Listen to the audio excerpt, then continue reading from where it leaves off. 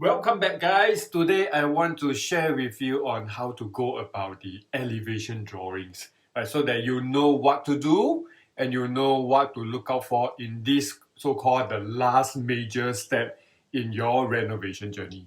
So I believe, you know what, the more you know upfront, right, the better you can prepare, right? The more time you can think about, and when the time comes, you can respond faster.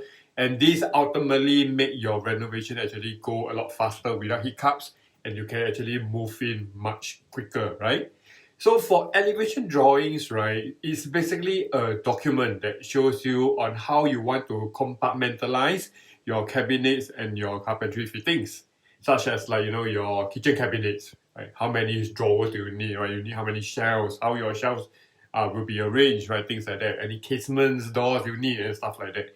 TV consoles, how many drawers do you need? Any kind of like cable management do you need? What kind of laminate or material to be used? Your wardrobe, how many hanging rods you need, right? Or how many open shelves you need. So if you think about it, right, this is highly personal, right? Because different people have different needs, right? Different preferences, different kind of like habits. So some people may want, more hanging rods because they prefer to hang most of their clothes, right? Instead of really folded them and put into those shelves, right? Some people prefer to have a lot more shoes, right? They have they have shoes for every day, right? So more shoe space will be needed, right? Some people, they really enjoy cooking, right? They have a lot more appliances, right? Different kind of like mixer lah, blender, stuff like that. More cookware to keep, right? So it's really up to you and really up to you to exactly how to actually compartmentalize the entire space, right, in your cabinets. So today I want to share with you some of my drawings and walk you through my thought process in some of these areas, right? And at the same time, share some tips from what I learned in my prior research before all this renovation, and also during this journey, right? This my own elevation drawing. So hopefully you guys will find something helpful.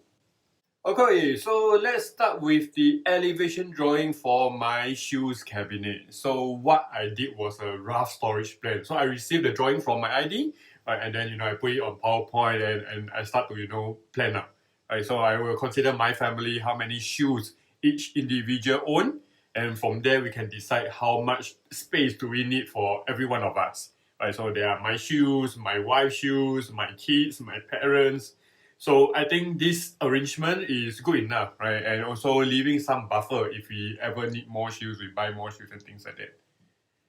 Next is my dry kitchen cabinet, right? So I wanted to understand how things are kept, right, in the future, and whether we have enough space for what we plan for, right? So basically it's just a plan, it can change, right? So maybe you have more baking stuff, right? Or you have other stuff in the future that you need and you want to cater the space planning ahead, right?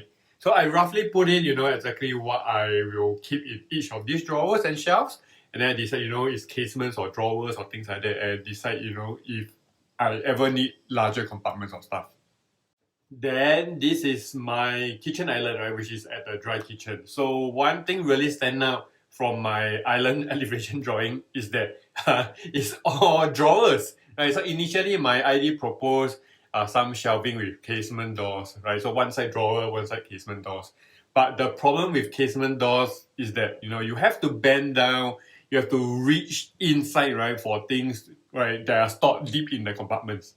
So when that happens, then it is harder to take out things, right? It's harder to find. It's a lot more difficult to use. So that's me and my family, and I am more particular about how things are stored, so how you actually reach out for things. So all drawers, right, for my island itself. Next up, this is part of my wet kitchen, right? And you can see from on the bottom left, right, I purposely planned a bigger compartment there, right? Not drawers or not shelves, because that's where I want to put the laundry basket. So my wife and I actually, did some role play, right? Like how we actually wash our clothes in the washing machine, how we hang our clothes, where do we, dump the dirty clothes. So we want to plan in such a way that is the most natural to us, and at the same time is the most efficient way for us to do our laundry. Then from there we draw out the ideal plan for the cabinets. Right, so that is really the beauty, right? The beauty of customized carpentry, so that you can, you get to customize everything, right? Based on your needs, based on your habits, based on your preferences, what's best for you. Okay, this is my master bedroom wardrobe, right? So which is a L-shaped wardrobe. This one we spend the most time on, right? Because headache, right? Because of L-shape, you have that dead corner over there, right? That you have to care about. How to actually reach in, how to maximize that particular corner itself.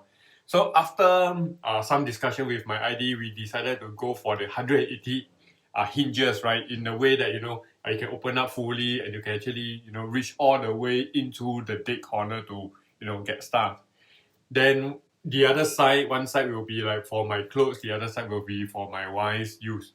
Right? So basically we both share the hanging spaces in the corner itself. So that's how we actually tackle the dead corner, right? So we want to maximize space, make sure that, everything is taken care of.